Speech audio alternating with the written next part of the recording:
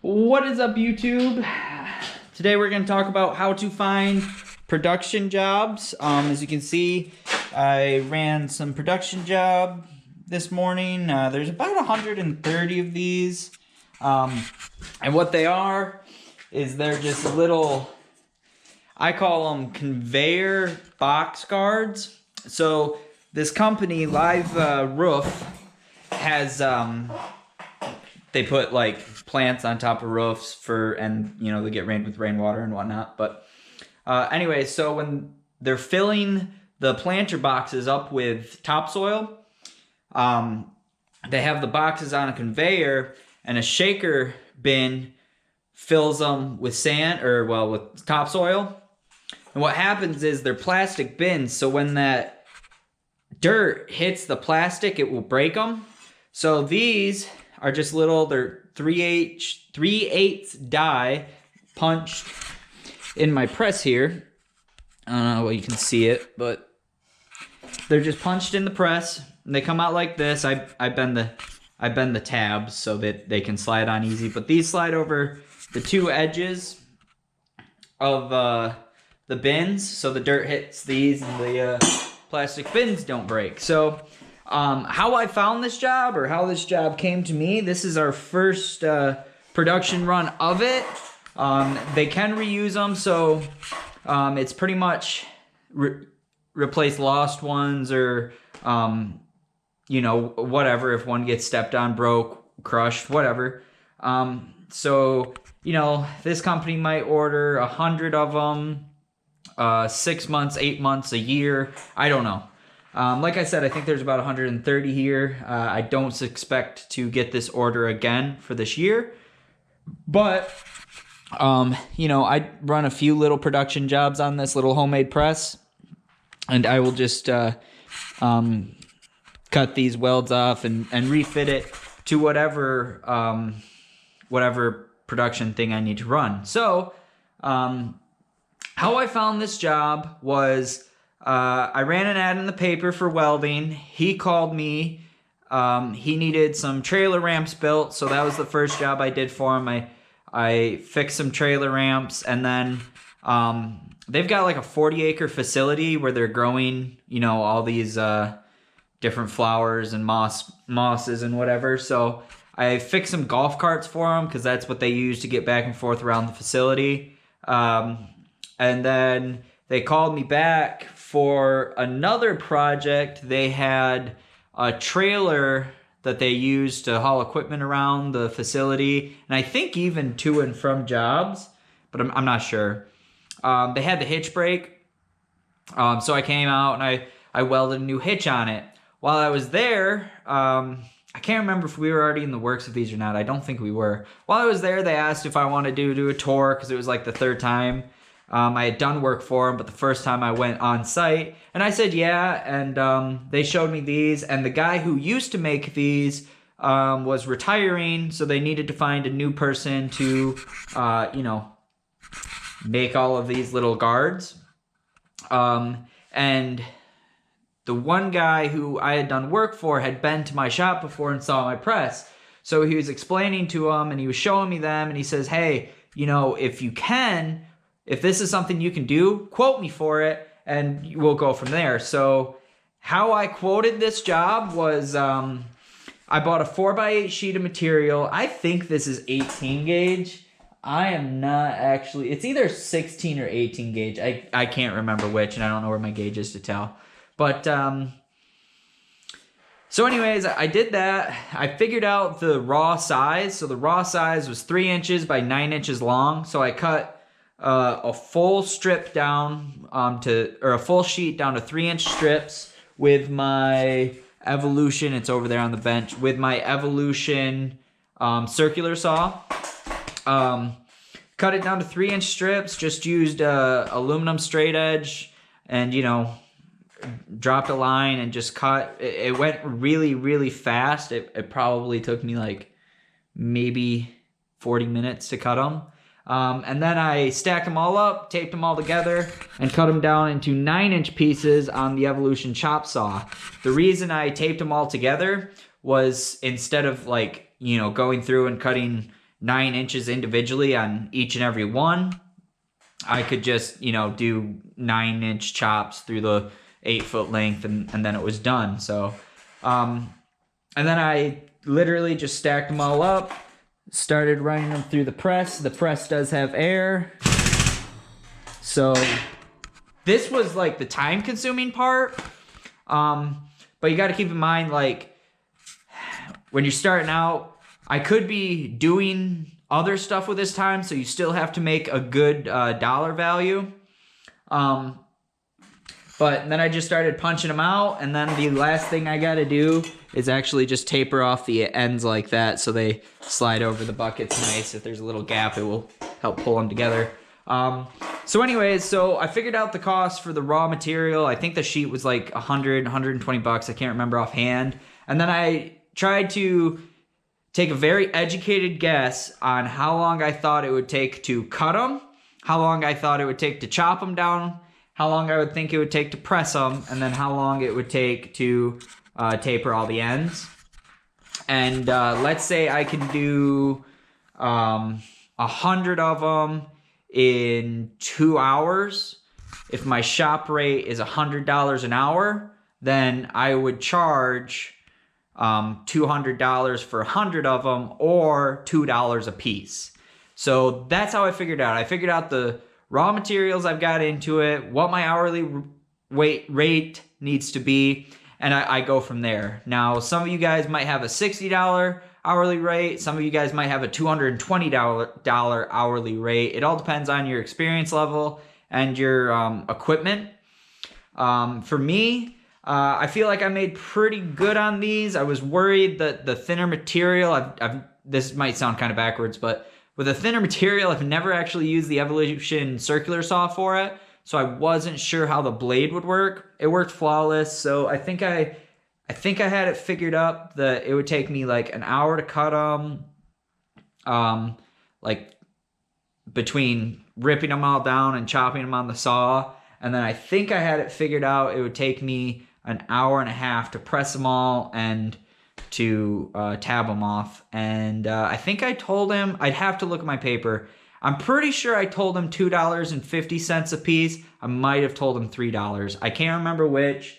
And the other thing is, he said he would make big orders at a time, like 100 or more. So, which for me, that's a big order. But it, like, as far as going and getting them, you'll find that there's a lot of small businesses that have like little itty bitty production runs like this, and they need someone to do it. And like in this case, he literally just answered my Craigslist ad, or my paper ad, my ad in the paper. The first job, I fixed a golf cart for him, and it was almost like just a freebie. Like, it took a few minutes. Maybe I charged him 20 bucks. I might have just told him not to worry about it. I really can't remember. And then he came back, and he's been a repeat customer, probably get 5 or 6 jobs from him a year. I built a pig roaster for him so they could have like a company party. What else did we do? We built hitches on their a golf cart. All sorts of stuff. I'm hoping as future progresses. Okay, YouTube, so our very first sticker winner, my favorite comment is going to go out to Robert Ray. I hope I'm pronouncing your last name right. But I'll try to reach out to you in the next coming days. I'm super busy right now, but here's your sticker. I just need to reach out to you to get a mailing address for it. But I liked your comment. I thought it was some good information. Can never be stressed enough on always wearing your your PPE, earplugs, glasses, boots, all that kind of stuff. And I just wanted to say thank you for supporting the channel. And remember, guys, in this week's video, my favorite comment will get a free sticker. Again, here they are. We'll get a free sticker sent out to you, and I'll announce it in the following week's video. So, that being said, let's get back to your video. I'll get more and more from them. And that's why it's important. I like talking. I used to be a very shy kid, but I like talking now, and I can talk to people pretty easily. So like he was picking up a part, and I was like, oh, you know, just making small conversation. Where do you work? What do you do for a living? Blah, blah, blah, blah, blah. And as you do that, as you know, get conversation going, you know, they're going to remember you. You know, if it was like a 5-minute encounter, like, yeah, here, this is Welded. You owe me this money. Thank you. Goodbye. He might not even remember my name the next, if it's 6 months later, he needs something, he might not even remember who I am. But like if we stand out, we have a 30, 40-minute conversation or even a 10-minute conversation, he might remember who I am. He's probably more apt to come back. So anyways, that's how I find production jobs. I've never actually just went out and hunted to find a production job. It's always been like I've met someone through doing a smaller welding job, or they even contact me to come and fix something, and then they just want to know everything we can do. And literally, guys, for this job, I used a chop saw, my circular saw. You could use an angle grinder if you had to. And then I used my press. And my press, it is homemade. I built it out of drops that I had from a job. The only thing I purchased was the bottle jack. And yeah, this one has air. You could hand pump them, like if you really had to. I think I had it figured out that like one guard took like 15 seconds or something like that on the press. I should have recorded it, maybe 20, 30 seconds. Probably 30 seconds, because I think I was doing 2 a minute, which would make sense because I had them all pressed in just over an hour, and I think there's about 130 of them here. So today it took me a little longer because I had to like adjust to make the jig and everything, but now the jig's set up. The more jobs I get like this, I will probably change this up and make it a better option. We're going to get a better compressor, so that would be easier to do.